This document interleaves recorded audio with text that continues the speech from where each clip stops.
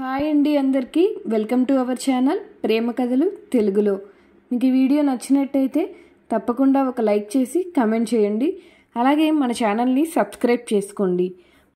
యుక్త వయసు ఎపిసోడ్ విషయానికి వచ్చేస్తే ముందు పాటలో తెలుసుకున్నాం కదా, సుభద్రకి వసంత్ అంటే చాలా ఇష్టం. సుభద్ర ఇండైరెక్ట్గా కలుద్దామని చెప్పినా వసంత్ మాత్రం ఎందుకు ఫ్రెండ్స్గానే ఉందాం అన్నట్టు అంటాడు.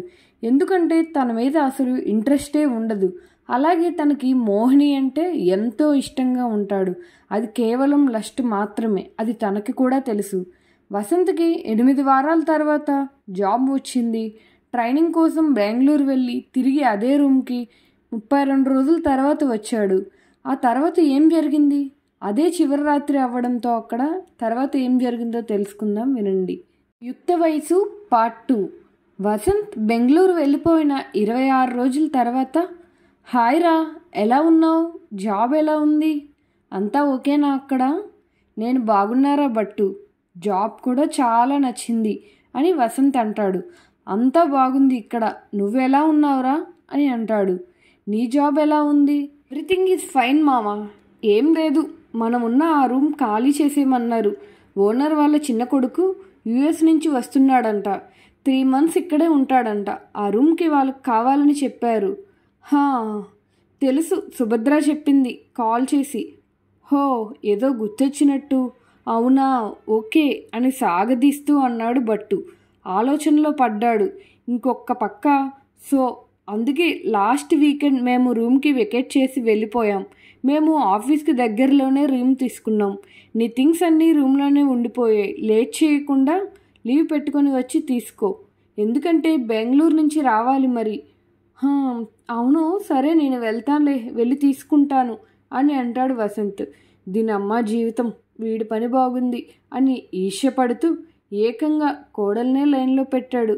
అయినా అది వీడికెలా పడింది అని అసహ్యపడుతూ, ఛీ, అసలు తప్పు చేశాను, దాన్ని పట్టించుకోకుండా వదిలేశాను అని పశ్చాత్తాపడుతూ, అసలు దాన్ని పడేసిన బాగుండేదేమో అని తెగ బాధపడుతూ, సరే అయితే నేను ఉంటాను, మళ్ళీ కలుద్దాం అంటూ బాయ్ చెప్పి ఫోన్ని కట్ చేసేస్తాడు బట్టు. టైం 10:59 అయింది పొద్దున్న. అది వర్షాకాలపు చివరి నెల, ఆఖరి రోజులు. ఆ రూమ్లో ఉన్న తన వస్తువుల్ని తీసుకెళ్ళడానికి చివరిసారిగా బెంగళూరు నుంచి హైదరాబాద్ వచ్చాడు వసంత్. ట్రైన్లో రాత్రంతా సరిగ్గా నిద్ర లేదు. లోకల్ బస్ ఎక్కి ముసారాబాద్కి టికెట్ తీసుకున్నాడు. ఆకాశమంతా మబ్బు పట్టి ముసురుగా ఉంది. మొత్తం ప్యాక్ చేసుకొని ఈరోజు ఎలా అయినా వెళ్ళిపోవాలి ఇంటికి అనుకున్నాడు. వాతావరణం చూస్తే ఇలా ఉంది. సరే, ఏదో ఒకటి చేద్దాం, ముందైతే రూమ్కి వెళ్ళి ప్యాక్ చేసి రెడీగా ఉంటే బెటర్ కదా అని మనసులో అనుకున్నాడు. స్టాప్ రాగానే బస్ దిగి నడుచుకుంటూ తిన్నగా ఆ రూమ్ దగ్గరికి వెళ్తున్నాడు. వెనక గుమ్మం నుంచి వెళ్తూ సడన్గా ఆగిపోయాడు. ఎదురుగా చూస్తే లంగావోణిలో మోహిని. ఒక్కరినొకరు చూసుకున్నాం. నేను పలకరింపుగా నవ్వాను. అనుమానంగా చూసి, అసలు తను నన్ను చూడ్డానట్టే, నేనెవరో తెలియనట్టే పక్క నుంచి పొగరుగా నడుచుకుంటూ వెళ్ళిపోయింది. కానీ నా మనసంతా మనసులాగే లేక నా ఇగో కూడా పక్కన పెట్టి వెనక్కి తిరిగి చూశాను. మందగజాలను మరిపించేలా ఆమె నడకకి వంతపాడుతూ ఒత్తైన తన వాలుజడ ఆ వైపు నుంచి ఈ వైపుకి, ఈ వైపు నుంచి ఆ వైపుకి దూకుతూ అల్లరి చేస్తుంది. నడుము ఉండి లేనంత సన్నగా ఉంది. చూసినందుకు గొప్ప అనుభూతిలే నాలో కలిగింది. నన్ను నేను తగ్గించుకొని చూసినా తప్పులేదు అనిపించింది. మెట్లు ఎక్కుతున్నప్పుడు సుభద్ర కనిపించింది. ఇద్దరం చూసి నవ్వుతూ పలకరించుకున్నాం. హాయ్ అని అనబోతుంటే సైలెంట్ అని సైగ చేస్తూ పక్కకి వెళ్ళిపోయింది. బహుశా ఆమె మొగుడు ఉన్నాడేమో అని అనుకొని నేను రూమ్కి వచ్చేసి అన్నీ ప్యాక్ చేసుకొని కూర్చున్నా. ఫోన్ రింగ్ అయింది. కళావతి కాల్ చేసింది. కాల్ మాట్లాడుతుంటే కింద పొజిషన్లో ఉండే కుమార్ అనేవాడు ఫోన్ ఛార్జర్ కోసం వచ్చాడు. లేదని పంపించేశాను. వాచ్లో టైం 2:45 అయ్యింది. అలసటగా ఉంది. ఏదైనా తిందామని దగ్గరలో ఉన్న హోటల్కి వెళ్ళాను. లైన్ చేసి బయటికి వచ్చి చూస్తే బయట క్లైమేట్ ఇంకా అలాగే ఉంది. వర్షం పెద్దగా పడేలా ఉంది. నిజానికి నాకు వర్షం అంటే చాలా ఇష్టం.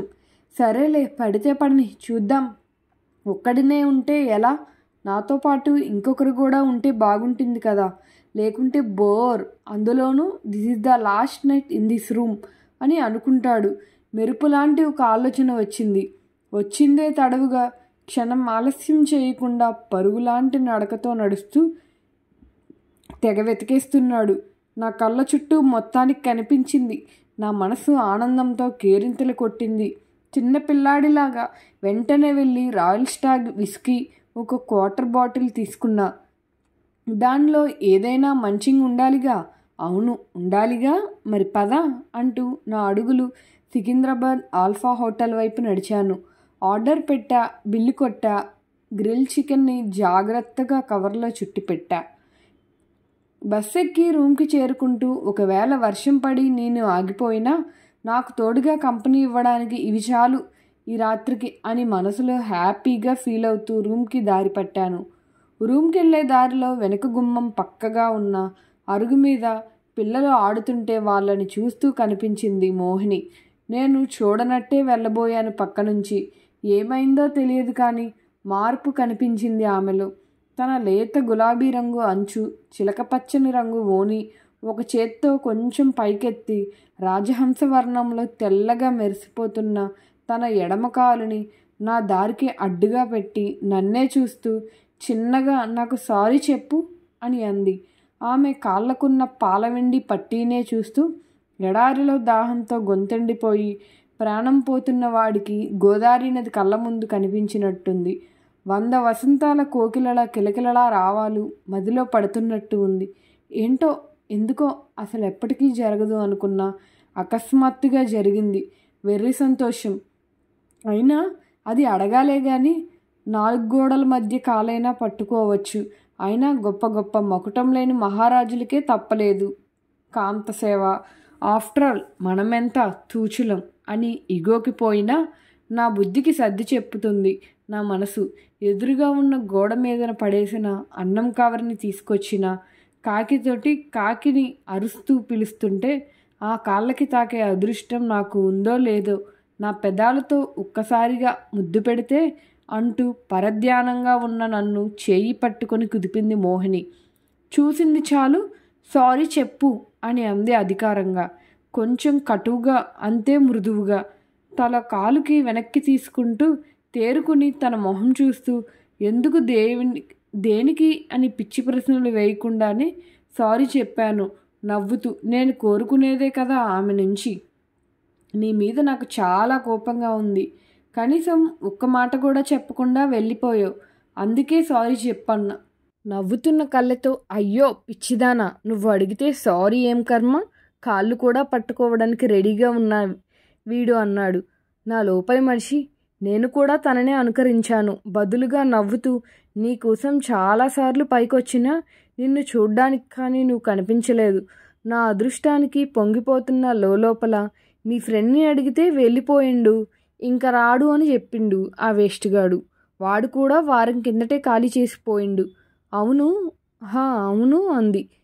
నా గురించి ఏమైనా చెప్పిండాడు అంటే లేదు అని చెప్పాడు వసంత్.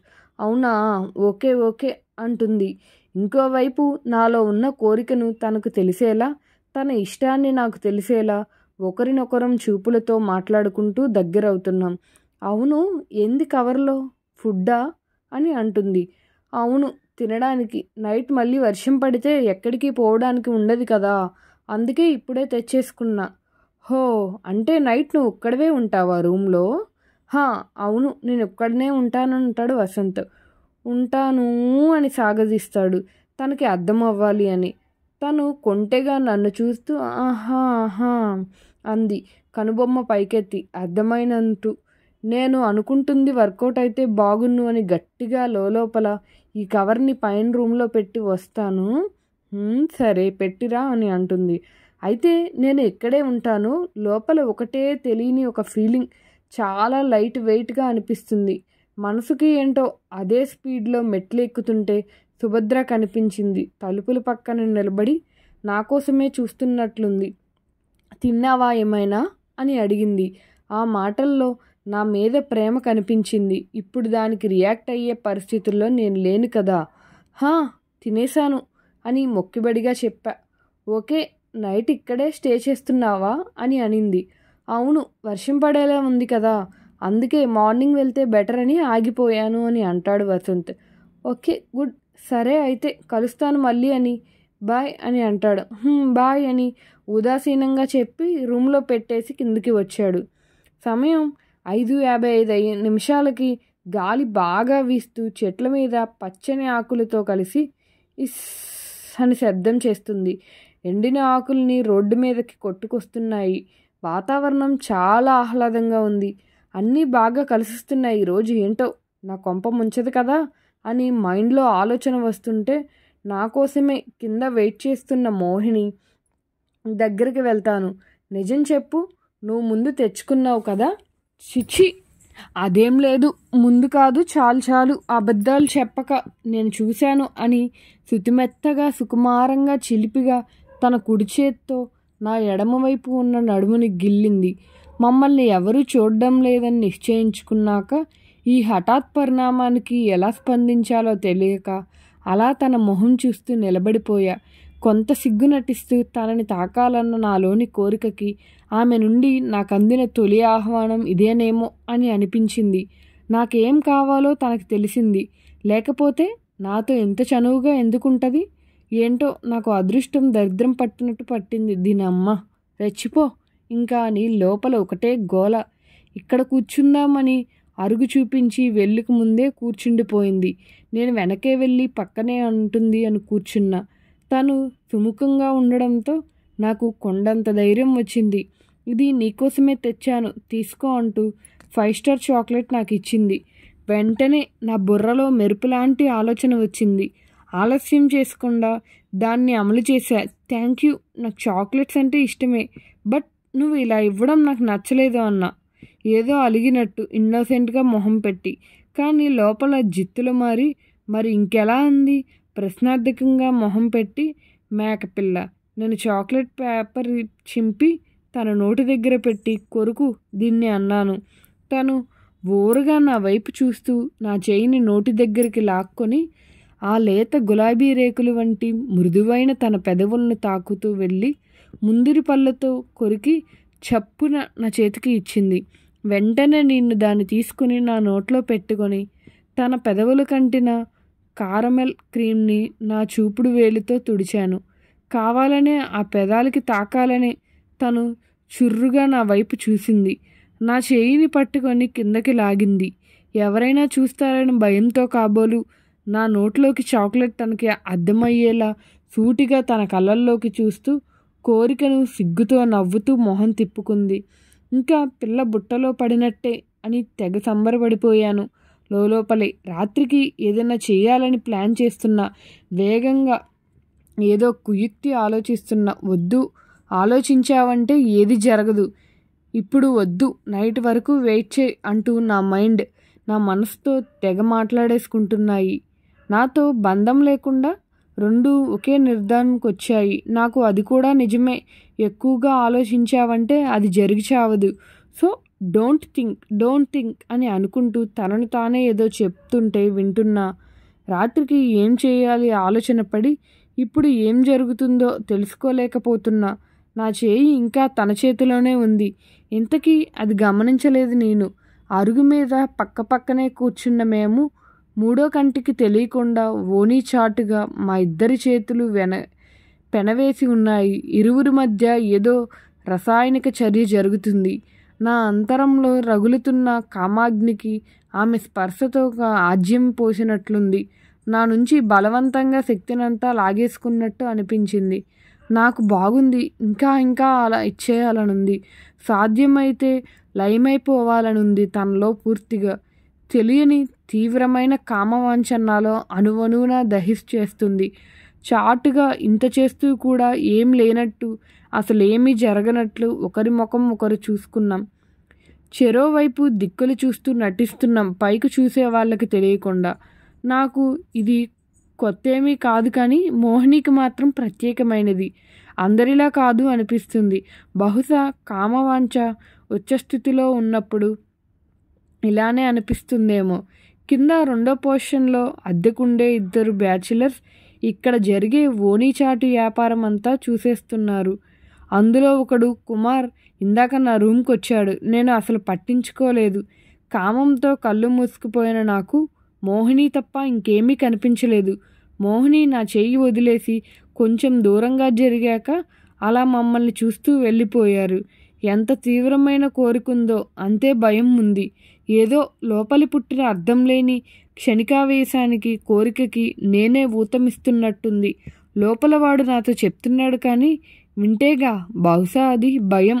వాళ్ళు పుట్టిన జ్ఞానోదయం కావచ్చు, తెలీదు. మబ్బు నుండి కరిగిన వాన చినుకును సూటిగా వచ్చి నా నుదుట మీద పడింది. తలెత్తి పైకి చూసేటప్పటికి వేడిగా కాలిపోతున్న పెనం మీద నీళ్లు చల్లినట్టు అయ్యింది నా పరిస్థితి. వేగంగా చినుకులు పడడం మొదలయ్యాయి. మోహిని చెయ్యి పట్టుకొని నైట్ నేను ఒక్కడినే ఉంటాను, నీకోసం చూస్తుంటా, వస్తావు కదా? తను ఏ సమాధానము నాకు ఇవ్వలేదు. నవ్వుతూ వెళ్ళిపోయింది. ఇంతకీ వస్తుందా రాదా? ఏమీ చెప్పకుండానే వెళ్ళిపోయింది అనుకుంటూ నేను రూమ్లోకి వెళ్ళిపోయాను. తర్వాత ఏం జరిగిందో తెలుసుకోవాలనుకుంటే నెక్స్ట్ పార్ట్ కోసం వెయిట్ చేయండి. ఇలాంటి కంటెంట్ కోసం మన ఛానల్ని సబ్స్క్రైబ్ చేసుకొని లైక్ చేయండి. Thank you for watching.